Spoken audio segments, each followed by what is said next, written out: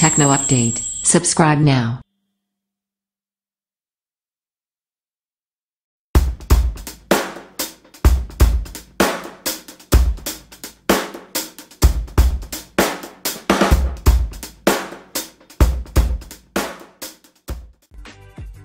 I have to say that the phone does look nice and the overall build quality is good thanks to the addition of a metal frame.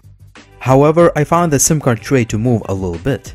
Also, the phone is quite thick, measuring at almost 11 mm, and the device weighs over 235 grams. The reason for that may be a huge 4000 mAh battery inside the phone. A 5.7-inch HD Plus display sports 18:9 aspect ratio, and it is a great panel overall.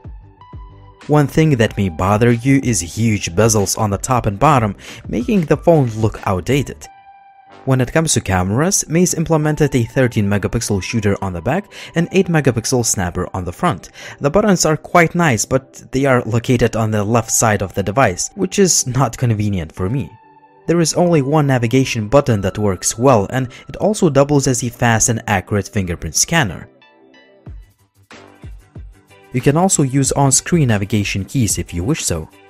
There is a notification LED light, and a single bottom-mounted loudspeaker's quality is pretty good for a budget phone, but the sound gets distorted at the highest volume setting. The Maze Comet ships with pretty good specs considering the price of the phone. Also, it has a hybrid dual SIM card tray for storage expansion. The 3D gaming performance is pretty good. Even if you play games on the highest graphics settings, there are just a few skipped frames but no serious lag or stutter. That is really impressive for any budget phone in general. The phone gets warm quite quickly, but it does not overheat to uncomfortable levels. I always like budget phones that ship with almost stock Android with just a few added features. You can choose between the on-screen navigation keys or physical button navigation and customize the LED notification light. There is also plenty of gesture and motion controls that work okay, but I use just a few of them. As usual, I have installed a lot of apps to see how the phone performs on a daily basis, and the device performed very well. You should expect a smooth and fast overall performance without any lag. The overall image quality is quite bad, but keep in mind that I could only test the camera on a dark and a cloudy day. Still, I expected better quality images for a $150 phone, both in good and bad lighting.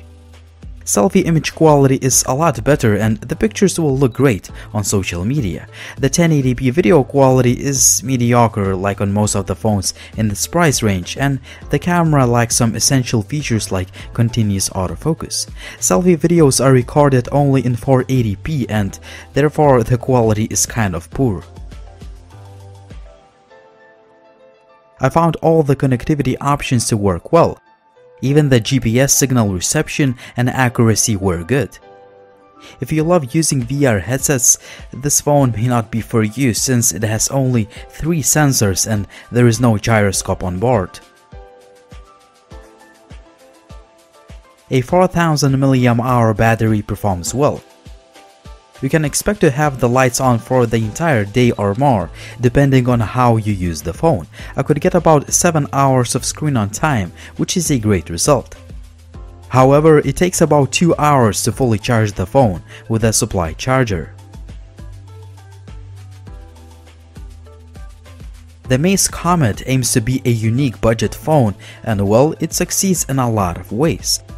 It does look pretty cool despite those huge bezels. The overall performance is good, the display is sharp, the battery life is good, and I love the stock Android user interface. However, I don't like the button placement, the SIM card tray rattles a little bit, but most importantly, the overall image quality could be better even for a budget phone.